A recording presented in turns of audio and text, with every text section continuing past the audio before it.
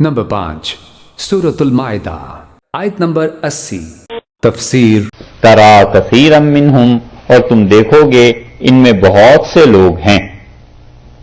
ان میں یہ جو لوگ ہیں جن کا ذکر ہو رہا ہے، یا تو مراد ہے منافقین ان یہودیوں میں، اور یا مراد یہ ہے کہ وہ جو یہودی اور عیسائی جن کا ذکر چل رہا ہے ان میں ترا کثیرا منہم، ان میں سے بہت سے لوگ ایسے ہیں یتولون الذین کفروا، جو اپنی دوستی قائم کرتے ہیں ان لوگوں کے ساتھ جنہوں نے کفر کیا.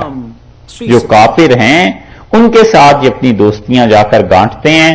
اہل مدینہ میں سے جو یہودی اور عیسائی ہیں مشرکین مکہ کے ساتھ جا کر اپنی دوستیاں لگاتے ہیں تاکہ مسلمانوں کو خراب کریں. وہاں سے سیکھ کے آتے ہیں اور وہاں جا کر رسول اللہ صلی اللہ علیہ وسلم کی اور اس کتاب کی برائیاں اور یہ چیزیں جو اہل مکہ کہتے ہیں ان کے بہکاوے میں آ گئے ہیں. کثیرا منہم، یہ بہت سے ہیں. یتولون الذین کفروا، یہ ان کو دوست بنائے ہوئے ہیں، رفیق ہوتے ہیں کافروں کے. لبئس ما قدمت لہم انفسہم، لبئس بہت بری ہے، ما وہ چیز جو تیار انہوں نے کی ہے، قدمت اور بھیجی ہے، لہم اپنے لیے، انفسہم اپنے جانوں کے لیے، اپنے لیے جو چیز انہوں نے بھیجی ہے، یہ بہت ہی بری حرکت ہے جو یہ کر رہے ہیں. یعنی ایک تو کافروں کے ساتھ دوستی لگانا یہ خود بری حرکت ہے. یہ اہل کتاب تھے، نبوت کو مانتے تھے، رسالت کے قائل تھے، قیامت کے قائل تھے. یہ یہودی اور عیسائی سب چیزیں، اس کے باوجود مکہ مکرمہ میں جا کے ان مشرکین سے دوستی لگانا جن کا کوئی دین اور ایمان ہی نہیں. کم سے کم مسلمانوں میں یہ چیزیں تو تھیں. تو اہل کتاب ہونے کی وجہ سے قریب تو ہونا چاہیے تھا مسلمانوں کی. انہوں نے بجائے اس کے کہ مسلمانوں کے قریب ہوتے جا کر یہودیوں کے مشرکین مکہ کے قریب ہو گئے.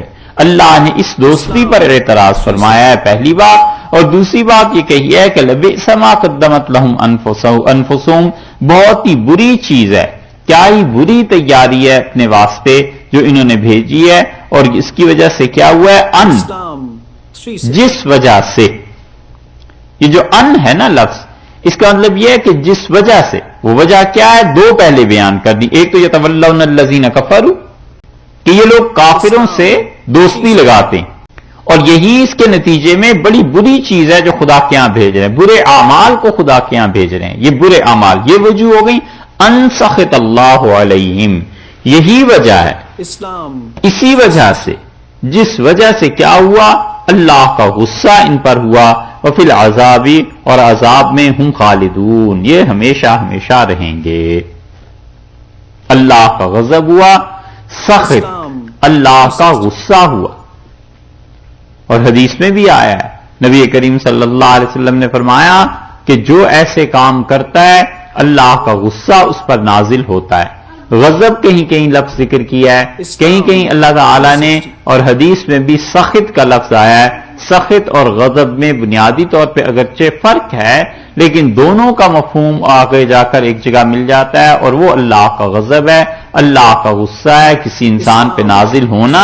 اور آیت کی ترکیب میں دیکھیے وفی العذاب ہم خالدون، ارشاد فرمایا جہنم میں، عذاب میں، ہم خالدون یہی ہیں جو ہمیشہ ہمیشہ رہیں گے. تو معلوم ہوا کہ مسلمان ہمیشہ ہمیشہ نہیں رہیں گے. ہم خالدون یہ ہیں جو ہمیشہ ہمیشہ رہیں گے. اللہ تعالی نے قرآن میں یہ بات صاف کر دی. اس لیے جتنے بھی غیر مسلم ہیں، جتنے لوگ بھی اسلام کے متعلق بات کرتے ہیں، سب سے پہلی بات تو یہ ہے کہ قرآن کو مانتے ہیں یا نہیں. اگر کوئی شخص قرآن کو مانتا ہے اور وہ یہ کہتا ہے کہ یہ وہی کتاب ہے جو حضور اقدس صلی اللہ علیہ وسلم پر نازل ہوئی تھی اور 1500 برس میں یہ بدلی نہیں ہے اور منو ان اسی طرح چلی آتی ہے، اور یہ کتاب جو کچھ کہتی ہے اس کا منصب ہے مہیمنن، یہ جج ہے، اتھارٹی ہے ان تمام کتابوں کے لیے جو اس سے پہلے نازل ہو چکی ہیں. جب وہ قرآن کو مانتا ہے تو پھر اس کے ضمن میں ساری چیزوں کو مانے گا. اسی لیے اللہ تعالی نے آیت کی ترکیب دیکھیے، فرمایا وفی العذاب ہم خالدون، عذاب میں رہیں گے ہمیشہ ہمیشہ. یہ ہے ان کا معاملہ. مسلمانوں کا معاملہ ایسے نہیں کیا، یعنی مسلمان ایسے نہیں ہوں گے، کیونکہ مسلمان اس کے پاس کم سے کم ایمان تو محفوظ ہے، اعمال میں اگرچہ وہ جیسا بھی ہو لیکن اس کا ایمان اللہ کے ساتھ یہ تعلق اسے یقیناً ایک دن نجات دے گا۔